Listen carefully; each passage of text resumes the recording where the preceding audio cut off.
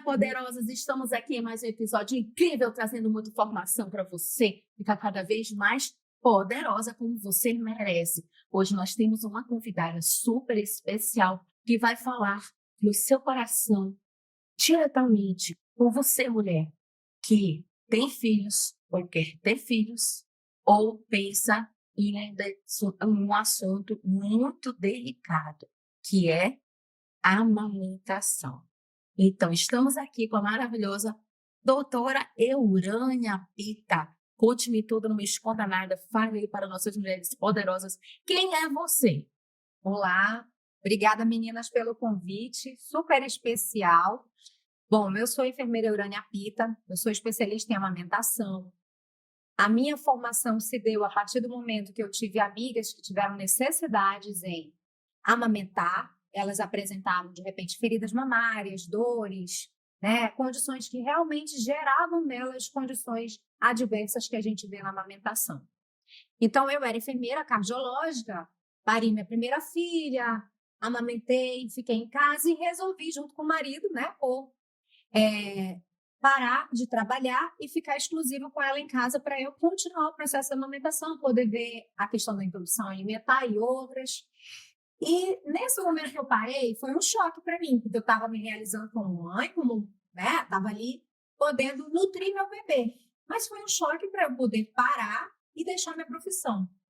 E quando eu pensei em voltar, eu já não pensava mais voltar para a UTI cardiológica que eu trabalhava. Então, eu me dediquei a estudar sobre amamentação. Um grande incentivador foi meu marido. Tudo que ele via de artigo internacional, ele mandava para mim. Ainda não tinha consultor de amamentação em Manaus.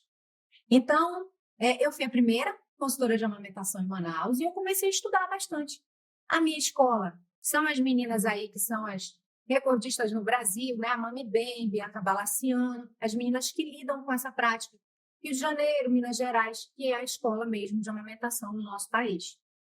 Então, eu sou mãe de duas, consegui amamentar, tive meus problemas na amamentação, como toda mulher tem. E hoje estou aqui para ajudar mulheres a realizarem esse sonho, que muitas das vezes não se dá no processo total. Tipo, não consegue amamentar exclusivo, mas vamos lá, né? Mantendo sempre a importância ali do aleitamento, junto muitas das vezes com a prescrição pediátrica, quando não é possível exclusivo. Ai, que bom. A Eurânia é muito feliz aqui. A Eurânia é minha amiga, paciente, né? Uma grande parceira, porque para uma obstetra, uma enfermeira que faz amamentação, que trabalha com amamentação, é essencial. Já chega aquelas dúvidas, aquelas mães desesperadas no início da amamentação. Tá aqui o contato da Eurânia. Eu já passo logo, porque a Eurânia me salva. Eu falo assim, olha, eu vou mandar na tua casa ou até o hospital um anjo. E aí as pacientes falam, doutora, realmente chegou um anjo aqui e resolveu todos os meus problemas. Então, Eurânia, a primeira coisa, assim, para falar para as mães, futuras mães ou mães que amamentam, qual o primeiro passo, assim? Eu tô no final do pré-natal, o bebê nasceu. O que eu tenho que fazer? Aquele primeiro momento de amamentação, para dar certo. Me conta. Vamos lá. Primeiro passo. Quando a gente fala de plano de aleitamento, inclusive no pré-natal da amamentação, eu gosto de tocar muito nisso. No plano de aleitamento, a gente visa o quê? Garantir que essa mãe vai amamentar no pós-parto imediato, seja em cesárea, parto normal, tá? Para todas. O direito do bebê viver a hora de ouro. A primeira hora de ouro, o bebê nasceu, saiu do útero, o bebê é colocado sobre a mãe, mesmo que ele não mame. Alguns conseguem mamar naquela primeira hora e outros não, está tudo bem, contato pele a pele. Então, primeiro passo, contato pele a pele, vivenciar a hora de ouro.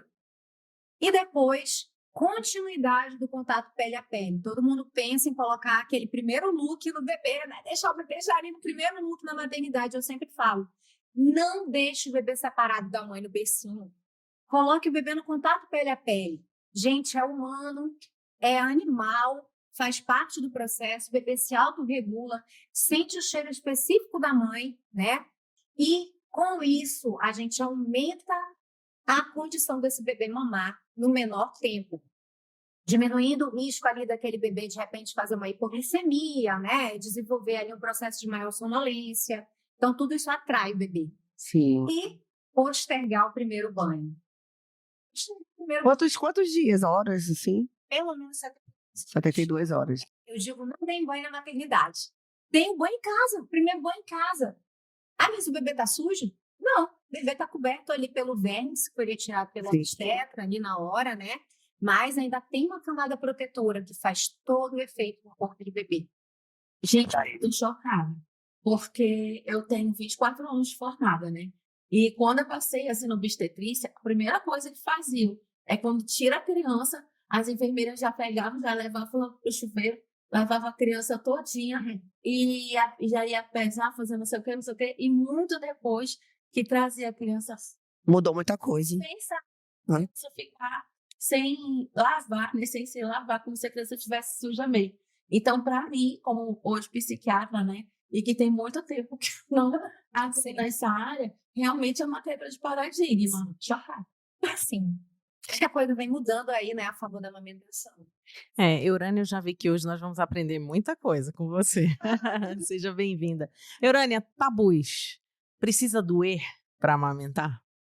Não, não precisa doer para amamentar, tá, gente? Se alguém falou isso para vocês, tá pregando errado. Eu deixo a gente escutar essa frase de pessoas que não sabem como auxiliar a gente. Às vezes vem um profissional da saúde. Infelizmente, Muitas vezes, né? muitas vezes. E isso choca, né? Por que eu preciso sentir dor para amamentar, para alimentar meu bebê? A amamentação é uma via de mão dupla. Tem que estar sendo importante para a mãe e para o bebê. Tem que estar sendo prazerosa para a mãe e para o bebê. Então, muitas das vezes a gente pode não ter aquele prazer total de estar amamentando ali sem dor no início. Porque muitas das vezes vai ter uma pega errada nas primeiras horas, que já vai favorecer ali uma fissura mamária, e você pode ter uma sensibilidade, mas eu sempre falo para meus clientes, não pode doer durante a mamada inteira. Você pode sentir uma sensibilidade inicial, porém, não pode ter dor durante a mamada inteira, porque aí eu identifico que esse bebê pode estar pegando essa mama de forma errada. Ele pode estar deixando de pegar a areola para mamar e está pegando só o mamilo. E essa condição me leva à dor durante a mamada inteira.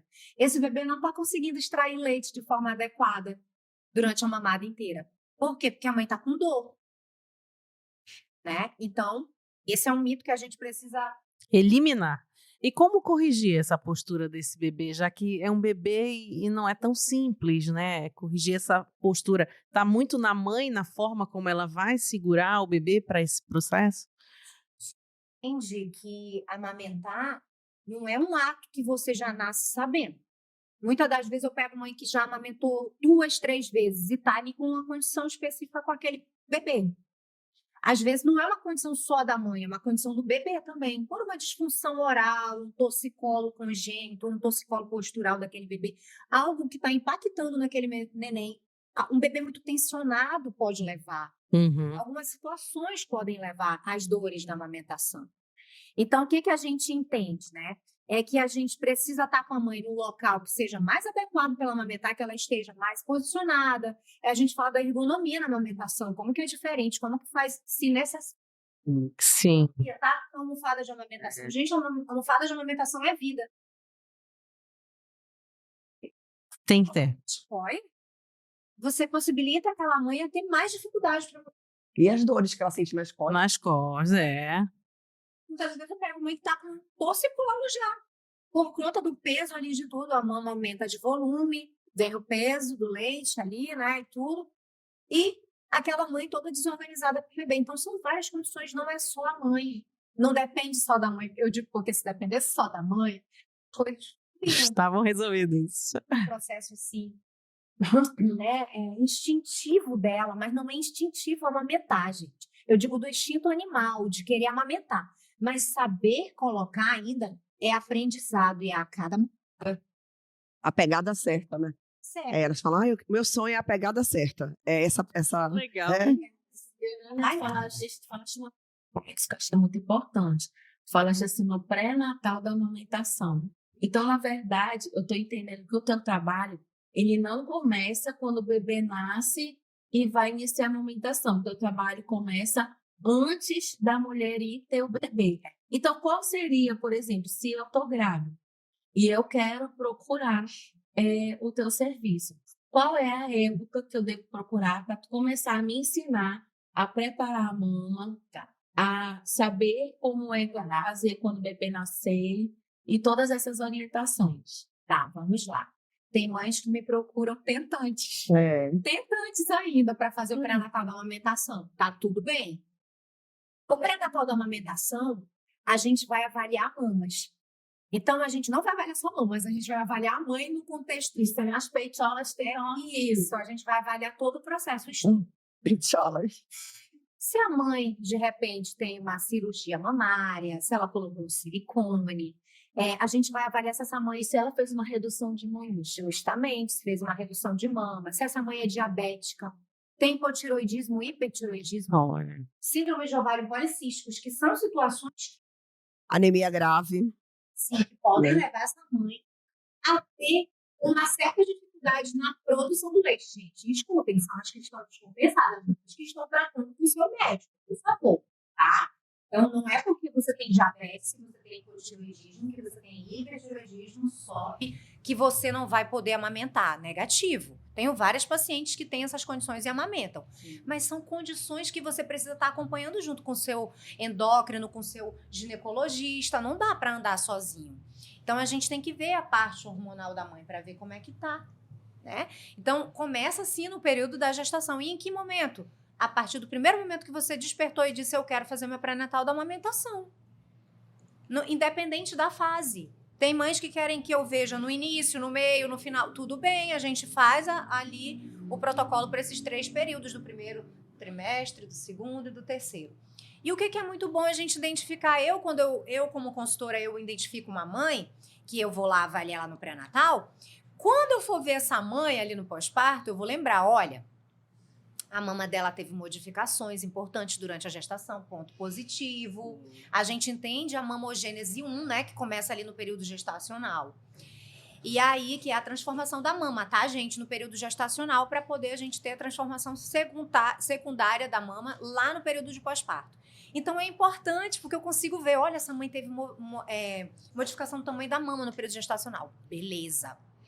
Ali, por tantas semanas gestacionais, quando a gente fez a expressão daquela mama, a gente já viu o leite. Sim. Então, são condições que a gente vai vendo. Então, começa assim no período da então, gestação. mas, na verdade, tu trouxeste uma outra informação importante, que, na verdade, tu fazes assim, uma avaliação por trimestre, né? Primeiro, segundo e terceiro trimestre, antes da gestação, antes de ter o bebê. Aí, devolve que eu quero mostrar uma coisa. O que acontece? Não, pois é. O que eu quero mostrar, o que eu quero perguntar aqui é o seguinte. O que acontece? Muitas mulheres, elas não têm o mamilo, tá, né? Então, essa condição é uma condição que traz muita dificuldade para o processo de amamentação. Então, como é que existe, assim, alguma coisa que são técnicas que vão ser desenvolvidas para as mães que não têm... No período gestacional, tu dizes? No período gestacional ainda, para preparar essa mama? Vamos lá. A gente fala de preparo de mamas, gente, no período de pós-parto. No período gestacional, não. Não, nenhum preparo para isso. Então, tipo, não tem exercícios que você fique fazendo? Você acaba induzindo a produção de ocitocina e tu pode induzir dores para o trabalho de parto. Então, você não pode estimular a mama durante a gravidez. A gente já fala até assim, né, Mari, também, que tem aquelas mães que fazem amamentação em tandem, que conseguem, mas é para a condição de mãe que tem, digamos que uma condição grave na gestação. Sim. Né? Uma gestação grave. Que aí pode estar tendo ali contração, que pode influenciar. Agora, a gente não prepara, porque tem gente que fala assim, eu tenho que passar bucha na mama para deixar a mama preparadinha? Bucha que eu tô falando é aquela bucha vegetal. Eu tenho que passar uma toalha felpuda para deixar o mamilo? Mesmo. É sério, gente? Não pode. Porque você gera nesse tecido mamário uma condição que pode precipitar uma fissura. Logo no pós-parto imediato. Uma infecção também. Você já deixou aquela mama sensibilizada. Sim. Então, não tem preparo no período gestacional. Então, para que o pré-natal da amamentação? Para eu identificar todas as condições e para eu desmistificar muita condição. Eu não preciso que a mãe saia correndo num supermercado, numa loja infantil, para sair comprando bico de silicone, lanolina, isso e aquilo, porque não tem nada para fazer no período gestacional. Uhum. A não ser que a mãe me diga assim, Eurânia, eu já quero voltar com 45 dias de trabalho, eu preciso de uma bomba, Eurânia. Vê comigo aqui qual é o meu tipo de mamilo específico, porque tem isso. Qual é o meu tipo de mamilo, espessura, volume, qual bomba vai caber na minha mama? Aí a gente vai trabalhar com a bomba específica para aquela pessoa. Então a gente já trabalha para o processo que vem ali. Muitas médicas, né, que voltam a trabalhar com 45 dias. Muita gente volta a trabalhar nesse período. Então a gente vai trabalhar para que essa mãe consiga ordenhar esse leite, deixar o leite ordenhado para o bebê. E, em relação ao mamilo, o que a gente tem que lembrar, gente? Eu vou falar que uma coisa que... Isso aqui é um mitão, tá? Mitológico Qual o mesmo. melhor? Né? Existe? Qual o melhor? Essa é a pergunta, né? Gente, tem uma condição. Os mamilos que são mais protraídos, que é que nem esses que vocês estão vendo aqui, né? Que são mais para fora. Esses tipos de mamilo, eles favorecem o bebê a sentir logo o mamilo no céu da boca e fazer o processo de sucção. Beleza. Mas o que a gente tem que focar? Que o bebê não mama mamilo, ele mama areola. Então, se eu tenho um bebê com disfunção oral, com língua presa, tá, gente? Vamos lembrar, língua presa.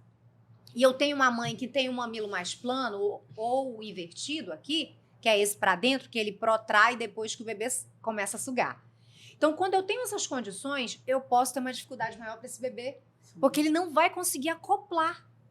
Ele vai ter dificuldade para acoplar na mama. Então, entendam que não é só condição materna, é o processo chave e fechadura. Eu preciso, né, de algo que possa impactar para esse bebê e ele não ter tanta dificuldade. Né? Eu tive o caso de uma paciente que eu atendi o bebê dela prematurinho, de 35 semanas, ficou na UTI. Foi um dos poucos pacientes que eu fui até a UTI atender dentro da UTI, porque os pediatras que eu já conhecia assumiram, disseram, não, Eurânia, pode vir. E eu fui, porque essa mãe tinha muita dor na amamentação. Ela não conseguia fazer drenagem das mamas dela. E aí ela não conseguia... A drenagem que eu tô falando é a drenagem linfática, gente, que são massagens específicas pelo consultor de amamentação. Então, ela não conseguia, a mama estava sempre muito cheia. E aí ela tinha silicone, que possibilitava ela ter mais sensibilidade ainda, tá? O silicone não impede de amamentar, viu? Mas ela tinha mais sensibilidade por conta do silicone também. E a gente vê isso muito em pacientes que têm silicone. Então, eu fui atender essa mãe dentro da UTI, o bebê tinha uma língua clássica, tá? Uma língua clássica. Aqui na pontinha da língua preso. E aquele bebê ainda não estava apto para fazer procedimento, né? Porque é um dos casos que precisa de intervenção cirúrgica. Então, esse bebê precisava sair dentro da UTI e teria que estar mamando. E ela tirando leite, dando, e aí fazendo o processo do canguru. E esse bebê mamando, gente, mostrando que ele era um viking. Ela tinha um mamilo bem protraído, que nem esse daqui. Então, foi uma condição que possibilitou esse bebê a mamar. Porque ele sentia o mamilo lá no céu da boca e ele puxava mais forte essa areola para dentro da boquinha. Então, foi uma condição específica que possibilitou. Mas não são todos que conseguem. A maioria começa a perder peso. Quando tu vê, tá ali já numa condição mais grave, né? Até de desidratação, fazendo uma icterícia, uma amarelidão do bebê, né? Então, são condições específicas, não são para todos. Então, sim, gente, tem condições que vão favorecer o mamilo ser mais protraído. E tem condições que vão desfavorecer o processo. Quando eu tenho um bebê de freio de língua, que tem um freio de língua ali realmente alterado, que pega uma mãe que muitas das vezes tem uma mama plana, né, que não tem mamilo. E aí o que acontece? O boom não é porque não tem mamilo, é porque depois que o leite desce, que a gente chama de apojadura, você não consegue fazer isso aqui logo no início, ó, para atrair essa areola para ela vir para frente e poder entregar para o bebê. Tá dura, tá desfavorecendo o processo. E uma coisa assim interessante, ainda se ensina para as mães a questão da pega, que tem que fazer aquele biquinho de peixe, que os lábios ficam para fora para poder abocanhar toda a areola. Ainda é assim que ensina? Usam. Eu pergunto ainda é assim porque... Eita, das antigas, né, mano? Não, porque assim, eu comecei, né, a minha vida médica. Eu comecei a minha vida médica no Saúde da Família. Então, eu ia em todas as casas, eu fazia o pré-natal, ia na casa das mães, assim que o bebê nascia, ensinava a amamentar. E a gente ensinava desse jeito, né? Que tinha que abocanhar toda a areola e tinha que os lábios tinham que estar viradinhos para fazer aquela boquinha de peixe e a posição também do corpo do bebê, né? Faz diferença. Pois é, então a gente ensinava a posição do corpo do bebê, a pega, e aí trabalhava com aquela mãe para ela não tirar o bebê do peito, pelo amor de Deus, de jeito nenhum, porque a gente estava numa periferia e tinha elevado índice de desnutrição. Então, isso ia ser fundamental para a sobrevivência e para a imunidade daquela criança. Então, essa é uma história, né, da minha vida que me marcou muito, porque eu quis muito amamentar os meus filhos, só que sempre foi muito difícil. E realmente eu digo, amamentar não é para quem pode, é para quem quer. Porque tem muitas mulheres que podem, têm as condições, mas não querem amamentar. E tem mulheres que estão com muita dificuldade, mas vão atrás de uma profissional para poder conseguir assim, realmente executar aquela amamentação. E aí, como é que ensina essa questão de como posicionar a criança? Tá, vamos lá. Tá aqui tem até o bebê aqui, olha. Trouxe o bebê. A boca de peixinho que você falou no início, que a gente fala, é simplesmente para que as pessoas tenham uma ideia que o lábio ele tem que ficar virado. Tem que fazer virar, né? O lábio tanto superior quanto inferior. Tem que ficar com a boquinha virada. Sim, a gente fala, é super importante que o bebê esteja com a boquinha, com os lábios bem virados. Para essa condição acontecer, muitas das vezes a gente vê na internet todo mundo amamentando numa condição assim, ó, com o bebê em cima do braço. Essa condição aqui não favorece a pega. A condição que favorece é você dirigir seu bebê. Você vem com o braço trocado. Se você vai levar o bebê para a mama esquerda, você segura o bebê com o braço direito. Para poder segurar a mama e poder levar o seu bebê até a mama. Então, muitas das vezes a gente vê na internet todo mundo fazendo isso aqui, ó. Primeiro, a minha mama não é do tamanho da sua, não é do tamanho da Ale, não é do tamanho da sua mama. Então, se você tem uma mama muito farta e o seu braço é encurtadinho, você coloca a mama aqui, o bebê fica todo torto. Sua mama fica toda torta. Então, são condições específicas e a amamentação é intransferível. A amamentação é intransferível. Então, não dá pra gente pensar de uma única forma de mãe para mãe. É totalmente diferente, tá, gente? Então, precisa de uma condição, contato com o bebê. Ele tem que estar coladinho no nosso corpo. A gente fala muito contato barriga com barriga, né? O bebê tem que estar coladinho aqui, ó. Encaixadinho com a mãe. Nada de tecido aqui no meio impedindo ali o contato pele a pele. Então, é essa condição. É o bebê encostadinho no nosso colo, com que ele fique com o queixinho e as bochechas tocando na mama da mãe e o narizinho livre ali, ele respirando, tá? Essas são as condições. E também não pode estar com o pescocinho virado, né, Orânia? Não pode, porque imagina você comer assim, né? Tomar água. Comer porque assim o que eu vejo é que desconfortável. muitas mães seguram a criança assim, com barriga para cima, né? E a criança fica com a cabeça virada. Então, a gente precisa esclarecer, né, que isso não é adequado e isso pode trazer, inclusive, mais cólicas para a criança, porque ela vai ficar engolindo ar, não vai, quando ela não tem a pega correta. Isso é muito legal. E eu tive, assim, essa dificuldade exatamente porque eu não tinha muito mamilo, né? E aí, toda vez, no início do processo, sempre tinha, assim, aquelas fissuras para poder vir o tal do mamilo. Aí, até passar aquela primeira semana, eu chorava. Sim. Eu realmente chorava, era Foi muito porque sofrimento. era o processo da pojadura que tu estava passando da descida do leite, onde as mamas empedram. Se você não tiver ali uma massagem específica para aquela condição, você vai ter mais dificuldade de colocar seu bebê. E foi isso que eu aprendi, que tipo assim, que quando estava muito cheio, eu tinha às vezes até que fazer essa drenagem e tirar um pouco para poder ficar menos duro, né? Menos liso. Duro. E aí o bebê poder pegar melhor. Mas o que é que eu fazia? Que eu acho muito importante a gente dizer que as mães, elas se sentem na obrigação que todo mundo coloca que aquele tem que ser o momento mais feliz da vida da mulher. E muitas vezes não é. Então, como eu sou uma pessoa naturalmente irritada e tenho sensibilidade à dor, eu pedia para todo mundo sair de perto de mim e do quarto. Eu ficava só eu e meu filho. Eu tive 3, amamentei os 3. Mas ficava só eu e meu filho. Eu não queria ninguém perto de mim, porque eu sabia que a primeira, segunda semana eu ia ter dor no início da pega. Depois, quando pega e já está amamentando, para a dor. Mas só que no início, quando você tá com uma ferida, faz aquelas fissuras, é muito difícil. E eu queria tanto que tu tivesse já trabalhando com isso naquela época. Na época eu tava na UTI ainda. Não, imagina. Eurânia. Eu acho que eu tenho bem mais idade que você e o meu filho mais velho tem 21 anos já. Você nem Nossa, sonhava é, e sim. que você ia trabalhar com isso um Sim, dia na sim. vida. O que a Aurânia estava fazendo 21 anos atrás? Tava lá na faculdade. Pois é, então, gente, para vocês terem ideia de como é importante esse tipo de trabalho. Eu sofri muito, eu amamentei, né, exclusivamente meus filhos com 6, 5, 4 meses, depois já começou a ser complementar, mas eu decidi que eu queria amamentar. E uma coisa que todo mundo fala que eu brigo pelas mulheres nesse sentido, né? Que maternidade e amamentação tem dificuldade sim.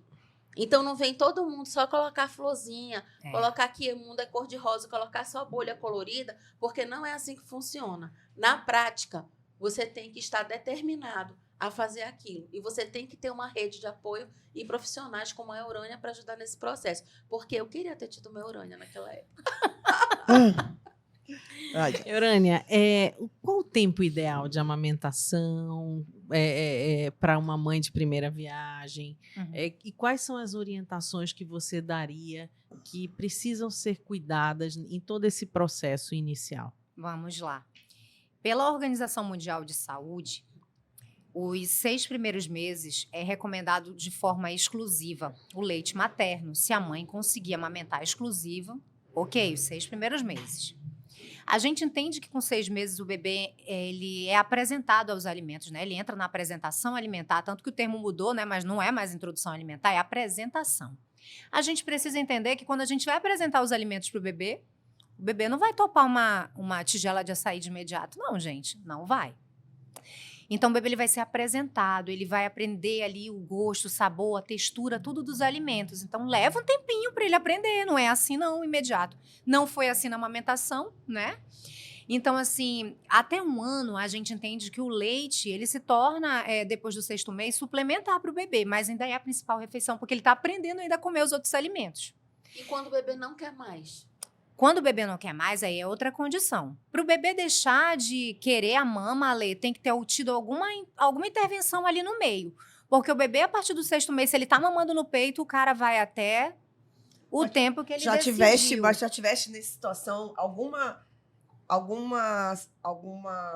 mulher, né, lá com o bebezinho, Sim. né, que de repente na primeira semana tu fizesse de tudo para amamentar, fez os tratamentos que tu faz, tudinho. Essa parte psicológica é importante também, a tua consultoria. E aí, de repente, ela não conseguiu mesmo Sim. Nossa, Claro. não é nem uma sessão de falha, é uma sessão de... A gente fica um pouco chocado, né? Fica. Mas Impactada, acontece, né? Mas Fica. pode acontecer, Eu né? Não tenho é? uma paciente que, inclusive, foi tua paciente que tu me encaminhaste ela. E essa paciente, a gente fez de tudo. A gente fez pré-natal da amamentação, ela tinha redução de mama, e eu queria muito ter visto fotos das mamas dela de tempos atrás, e ela não tinha mais. Eu queria muito ter visto, pra gente entender. Era uma mama hipoplásica? Como é que essa mama era? Será o que tinha nessa mama? Porque ela tinha colocado um volume tão grande de silicone que eu ficava assim. E quando ela foi, gente, eu pedi pra ela fazer um ultrassom de mama, ela não fez no período da gestação, ela foi fazer pós-parto, pra gente entender o que estava acontecendo, porque a gente estava fazendo tudo ali como um rezo beabá. E não deu certo, mas eu digo pra vocês que hoje em dia, Eurânia, como consultora que eu sou hoje em dia, eu sou mais desapegada dessa questão em relação ao quê? Eu vou ficar mal porque minha paciente não conseguiu amamentar. Não, eu vou ficar bem porque eu consegui fazer tudo o que me pôde naquele momento para aquela minha paciente, porque eu vou dar o meu sangue. Vou dar o meu máximo. Se ela não conseguiu, tô eu lá de mão dadas com ela. Olha, você cumpriu o seu roteiro aqui todo, sem Tem frustrações. inteligência emocional, né? Tem Você que vai ter. trabalhar pelo resultado, você vai ver com alegria o processo. Justamente. Você vai fazer o melhor que você pode com as ferramentas que você tem. Então, você sabe que você deu o seu melhor. Sim. Eu perguntei essa questão do quando o bebê não quer mais, porque eu acho que hoje em dia, na apresentação alimentar, os pediatras não recomendam mais de jeito nenhum que se faça mamadeira, né? Sim. Nessa transição. Certo. Só que na minha época, lá quando o Henrique nasceu, 21 anos atrás, a primeira vez que ele começou a fazer mamadeira, ele nunca mais quis saber do peito. Pois acontece. Mas porque por quê? eles fazem. Porque era muito difícil sugar o peito e era muito fácil sugar a mamadeira. E eu entrei em um sentimento de rejeição imenso, gente. Eu me senti Mãe uma mãe sente. rejeitada. A mãe sente. Eu fiquei impactada com aquilo, porque Claro. como é que eu dava todo dia de comer pro menino e de uma hora pra outra o menino não queria mais nem saber de mim. Queria Aconteceu saber comigo da mamadeira, que quando palhaçada. eu consegui o meu último, o Heitorzinho, consegui 2 meses exclusivo. No segundo mês, lembro de madrugada, o Márcio foi numa farmácia 24 horas e chegou lá com a lata de Aptamil. Mano, ajuda, faz alguma coisa. E eu fazia, tirava com a bomba, mas eu também já estava cansada da bomba. Uhum. Já tinha voltado a trabalhar. É um mix de muitas É coisas. muita exaustão, Não, mas né? eu pra era- E mulher, naquele né? momento eu coloquei, mas eu consegui amamentar 1 ano e 2 meses. Que legal. Olha, Inclusive, recordista, inclusive viu? com a mama e tal. E aí eu e ele, foi muito tranquilo meu processo de desmame. Processo de desmame, vou parar de mamar, amamentar. No outro dia, parei de amamentar. Assim, aí, eu vou sofrer, o Heitor. Cara, a gente entrou numa sintonia ali e deu certo. Não, é interessante que, por exemplo, naquela época utilizava-se ainda muito a mamadeira, né? 20 anos atrás. E 21 anos atrás. E aí, quando eu tinha muito leite, eu tinha muito leite. Eu nunca tive problema de ter quantidade de leite. Aham. E eu tinha tanto leite que eu amamentei praticamente 4 crianças, porque os gêmeos da minha prima tinham nascido. Uhum. E aí a gente fazia todo aquele processo de esterilização, tudo, né? E tinha um bebê de uma outra prima que estava na UTI. E aí levavam, todo dia iam lá em casa fazer a coleta, centro de coleta. muito legal. Opa, ela Olha, falou, ela- chega legal. meu olho ela- assim, É. tuc. Não, tinha um centro de Fazia a coleta. pasteurização Gostei. como Que é fazia feito, né? esse nome que eu queria dizer. Pasteurização. Porque aí fazia uma coleta, fazia uma pasteurização. E eu, na minha primeira gestação, amamentei 4 crianças. Olha que bênção, nossa, Deixa eu que perguntar. E máximo. pode, assim, isso é interessante falar para as pessoas, né? Sim. Eu tô aqui, eu tenho uma amiga que teve bebê também, eu não amamento, o meu filho vai pra amamentar na mama de outra mulher. Gente, Na eu fiquei mama, não. taquicárdica. Eu fiquei taquicárdica quando a Ale falou. Eu falei, meu Deus, ela vai falar de amamentação cruzada. Como assim? Então, gente, amamentação cruzada não pode, tá bom? Pelo amor de Deus, assim, não pode. Por quê? Primeiro, ela mandava o leite dela pro centro. Não, e tem os potes Tem esterilizados. outra coisa. É toda uma Os técnica. exames dela são coletados, são levados pro banco de leite. Lá eles vão ver se ela tem alguma doença infecto-contagiosa. Se não tem, ela é apta a doar o leite. Aí lá é feito o processo de pasteurização. Não pode ficar doando leite na comunidade, gente. Pelo amor de Deus. Olha aqui, ó, um copinho de leite. Não, por favor. Não pode. Primeiro, e não aceitem mães, porque você não sabe o que a sua colega tem, o que a sua vizinha tem, sua irmã tem, Exatamente. você não sabe. É melhor tomar um de É lata melhor do que- tomar a mamadeira prescrição do que- ali da fórmula prescrita pelo pediatra, pediatra do que... muito melhor do que você fazer, você levar um risco ao seu bebê. E sabe o que é interessante, Aurânia? Na época eu recebi os vidrinhos Uhum. vêm tipo material de centro cirúrgico. Vem né? todos Eles vêm esterilizados. dentro do envelope lacrado. Lacrado. E eles vêm esterilizados. E você, por exemplo, na hora de eu tirar, eu colocava a luva, Sim. né? Eu colocava a máscara. luva e máscara. Isso, eu colocava a luva, máscara. E eu, na época, não usava a bomba, porque era tão fácil fazer minha ordenha, Mas olha que eu que tirava no... Mano, era muito leite. Leiteira, né? Vaca leiteira. Era uma vaca né? mesmo. E aí Leiteira. eu peguei, eu tirava, né? E enchia os 3 Mas tu tem potinhos. cara, Mas Esse olha, negócio tu tem cara... tu tem cara cara que de tu vai amamentar... leiteira, né? Tem Só paciente cara de que fala leiteira assim, mesmo. doutora, tu acha que eu vou amamentar, que eu tenho cara de que amamenta? Como é que é cara de que amamenta? Agora, eu Tem quero gente que tem perfil, né? É. Tem a mãe que a gente sabe que tem perfil. Não, eu quero. E tem mãe que diz que não, eu quero ordenhar. Tá tudo bem, gente. Dando leite materno pro bebê, se você quer só ordenhar, seja feliz. Eurânia, E uma, Mas Uma aí coisa perde o bebê. vínculo. É. Eu acho que perde o vínculo, assim, do contato, né? Não, Ale, vamos lá. Me O conta. vínculo não tá no peito. O vínculo não tá no peito. Tem um monte de mulher que amamenta não querendo, só porque a sociedade quer amamentar, Uhum. quer que ela amamente. Isso não é vínculo. Legal. Aí tem mãe, Ale, que tem algum problema, vamos lá, passou por algum problema emocional ou alguma situação, eu digo até doenças realmente né, psicológicas. Uma mãe que teve um abuso sexual na infância, que teve realmente algo que mexeu com a mama. Eu tive já pacientes que simplesmente ela lembrava no estupro dela, me arrepio todinho de falar nisso, que a parte que mais tocava nela era na mama. Uhum. E assim, ela diz assim pra mim, Eurânia, eu quero amamentar, mas eu não consigo. Eu falei, não, você não pode.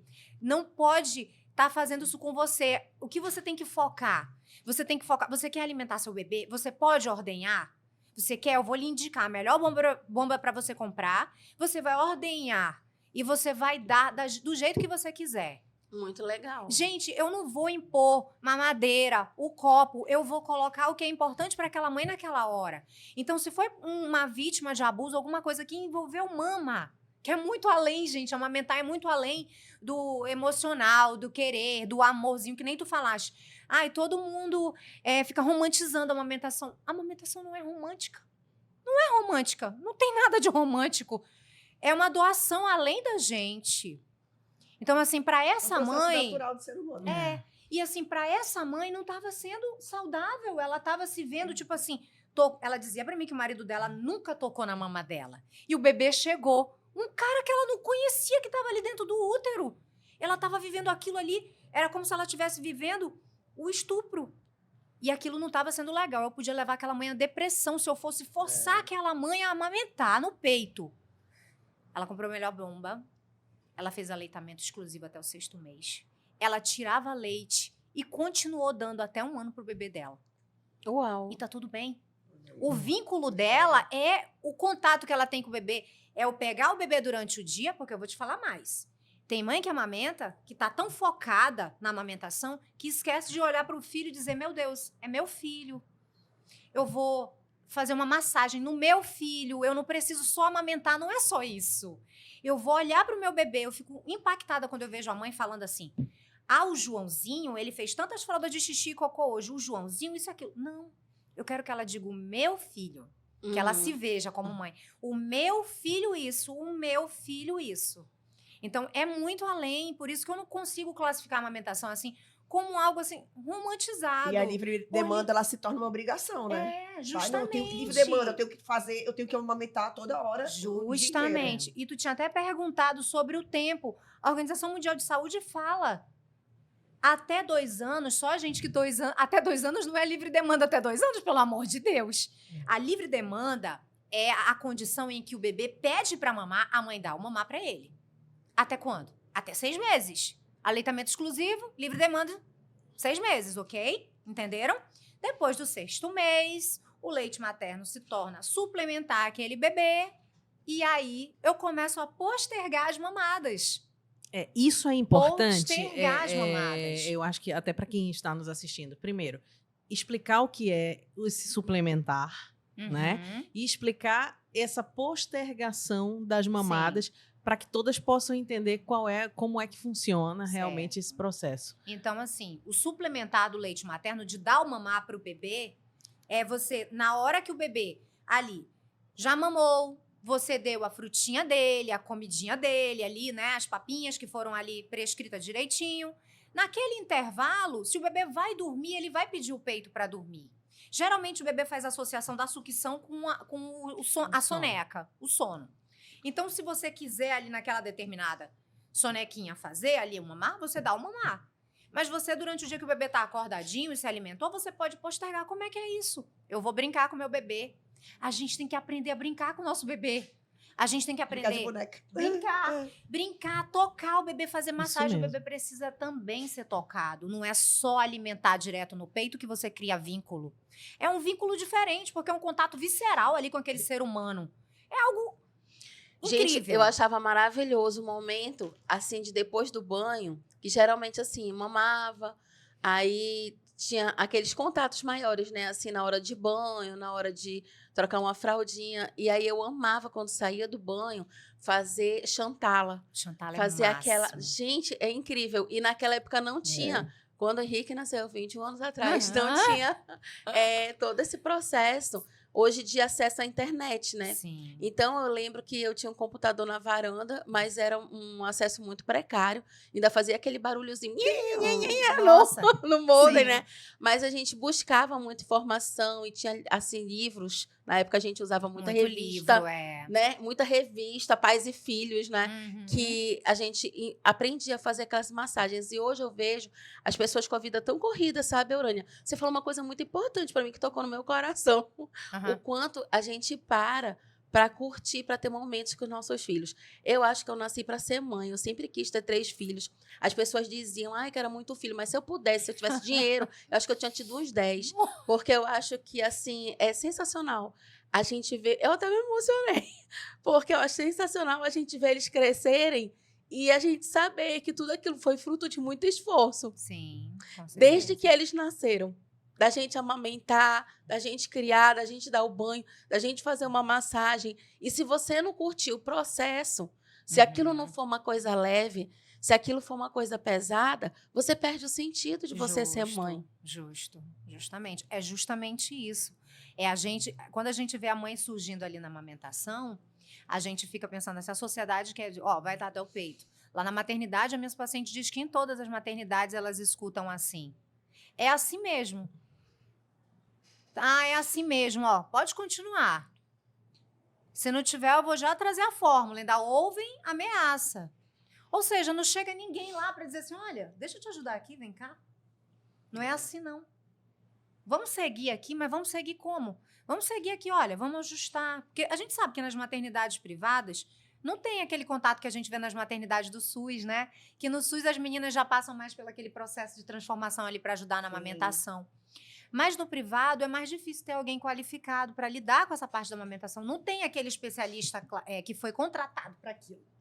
Se tivesse, seria uma bênção. E a importância, né, desse primeiro momento, assim, é essencial para o processo dar certo. O desenrolar faz muito. Tipo, a hora de ouro. Um profissional neonatologista botou meu bebê para mamar a primeira vez na teta. O imprinting no cérebro do bebê, como é que eu devo pegar a mama da minha mãe?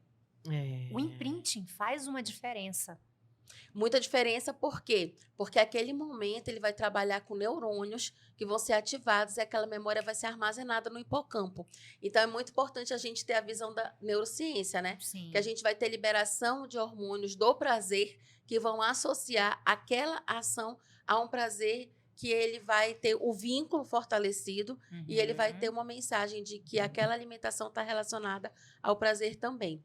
E aí a gente também precisa ver as redes sociais, né? Bora ver o Instagram da Urânia. Vamos ver o Instagram da Urânia. Consultoria para mães de Manaus. Tá ali a Urânia, lindíssima. Com as petiolas. Com as petiolas. Ah, que legal. E como é que é esse negócio de laser terapia? Tá. Laser terapia, gente, tem terapia laser para mama. Tá aí, né, Olha só gente? que interessante. Para dor na amamentação, dor no pós-dilaceração, nas hemorroidas. Abre esse primeiro pra gente, por favor, produção. Esse aí que ela mostra. A laser pontura. A laser pontura. Gente, o laser, ele é uma dinâmica que a gente tem, que a gente faz com laser de baixa frequência, né? Para tratamento de feridas, tanto para cicatrização quanto para dor. A gente usa também como forma de drenagem linfática, aquelas mamas que estão muito acumuladas, né? Então, a gente usa. E a laser pontura é a acupuntura sem agulha, para quem tem pavor de agulha, né? A gente faz aí através da laser terapia na forma vermelha e infravermelha. E uma coisa muito legal que eu tô vendo aqui, que não é só para mama, né? Também pode ser usada para laceração do períneo, que pode acontecer nos partos normais. Sim. Dor em casos de hemorroida e de cirurgia cesárea. Isso é muito interessante, porque tem muitas mulheres que passam por esses processos, né? Sim, então, é interessante porque o teu trabalho, tu não vai avaliar a sua mama. Tu também vai ter uma assistência se a pessoa tiver algum outro tipo de problema. Vai passando aí as outras pra gente, por favor. É impressionante, né? Como o processo de amamentação é muito complexo. É complexo? Né? Sim, é complexo. Complexo e individualizado, né? Totalmente. Intransferível. Olha que interessante, sobe só um pouquinho. Aqui, ó, lactação induzida para mães que adotaram. Quer dizer que se a mãe adotou um bebê, ela mesmo assim pode amamentar? Olha que interessante. A gente faz... Eu tive uma mãe que ela falou assim para mim, Urânia, eu tenho um tumor de... Eu não lembro onde era, na glândula tireoide, não lembro agora, mas ela tinha hiperlactação. Ela falou, eu vou ter muito leite. Não necessariamente. Não. Aí eu disse assim, vamos induzir. O bebê veio para ela, né, na primeira semana, e aí a gente induziu como, gente? Eu, como consultora de amamentação, não sou médica, eu não posso usar medicação para aumentar a produção de leite. a gente começou a usar as ervas galactagogas naturais, né? E quais são as ervas que aumentam o leite? Galactagogas. Olha só, presta atenção. Galactagogas, né? Que Gente, aumenta a produção ervas de leite. galactagogas. Vamos tem. lá. Ervas que aumentam a produção de leite. Unha A de gato? gente tem... Não. Unha de gato, não! A gente tem a moringa, que é em Moringa. folha. Eu sempre indico para as mães. A gente tem uma empresa no Brasil que ela é totalmente formada para esse processo, que é uma empresa lá do interior de São Paulo, Mama Mais. E lá tem tantos extratos, que vêm em gotas, para serem colocados dentro dos chás, com 7 ervas ali. Tem inúmeros, né? Tem dentro, tem camomila, a gente vê fenogrego, funcho, mas entendendo que não vão sair por aí tomando todos os tipos de Tem ervas. óleos essenciais também? Tem óleos essenciais também que a gente utiliza, né? Esses óleos essenciais Sim. que a gente pode utilizar também. Entendendo que a amamentação é totalmente emocional, psicológica, depende totalmente Gente, disso.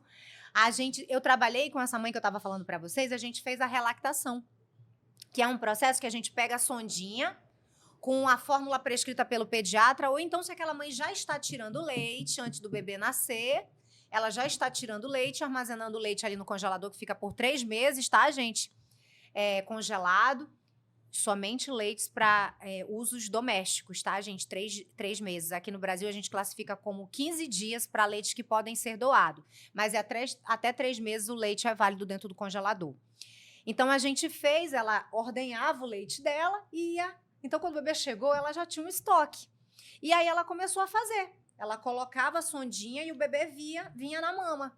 E ela amamentou. Gente, esse bebê foi até... viajou com ela para fora para conhecer os avós que não moravam no Brasil. E ela foi amamentando, gente, exclusiva. Ela amamentou o bebê dela. Sensacional, né? Uma história dessa, né? Mas tem muitas Interessante, situações também com Eu conheço uma pessoa que amamentou as 2 filhas adotivas. Bem interessante. E Isso eu é não lindo. sabia que isso era possível. É possível. Isso é Por isso que lindo. quando eu vi... E vocês conhecem a apóstola Esté, que esteve aqui com a gente no Olha, programa. É mesmo, É, ela adotou as Que meninas e lindo. ela amamentou. Eurânia, a gente tem que fazer mais um aqui, porque é muita coisa. Vai Agora, passando abrindo as teu pra- Instagram. por favor. Abrindo o Instagram, a gente Vamos vê que lá. tem muito mais. Eurânia, surgiu uma dúvida aqui, que é o seguinte. Vamos lá. Aquela mãe que produz muito leite, que pode ajudar uma mãe que não tem condições de amamentar, não Tá. consegue produzir. Como é que ela pode doar? Tem alguma entidade aqui na Sim. cidade que ela pode procurar para fazer essa doação, seguindo todo esse procedimento de Sim, esterilização, de cuidado, de pasteurização? Quem ela deve procurar?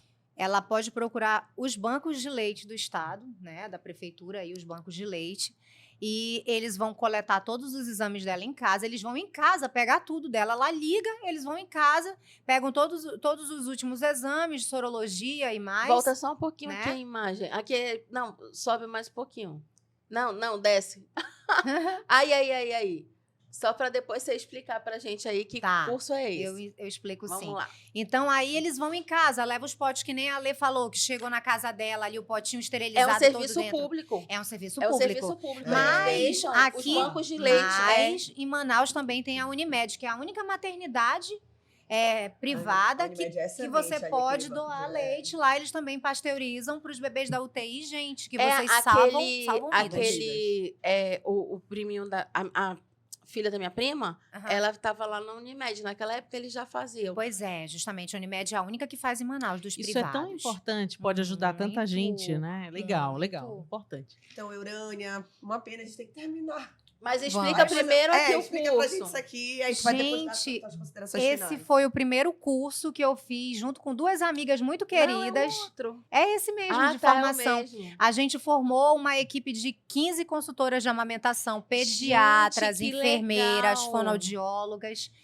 Fizemos uma formação de 15 pessoas aqui em Manaus, tá aí o nome delas. A Todas, Eurânia é né? professora também, viu? Fisioterapeutas, fonos. E foi com as minhas 2 amigas aqui, que são meus braços direitos em Manaus. Uma que é a psicóloga perinatal, a Ana Carolina, que é doula. E a Georgette, que é fonoaudióloga. E A trabalha Georgette. com essa parte, né, de teste da linguinha, teste da orelhinha e A com gente podia amamentação. convidar elas para virem aqui, né? Sim. Acho que seria bem Demais. interessante. Que Eurânia, massa, né? assim, eu sempre digo o seguinte, não é sobre você saber, é sobre você também transmitir, né? Então, a gente percebe, assim, o tamanho do teu coração quando a gente vê que você tipo assim, poderia dizer assim, só eu quero saber isso aqui. Eu vou ser a rainha da Sim. cocada e não vou ensinar isso para ninguém. Muito pelo contrário. Você está aí formando consultoras, formando mulheres para poder passar esse conhecimento para cada vez mais pessoas. E foi isso que você veio fazer aqui, nos ensinar.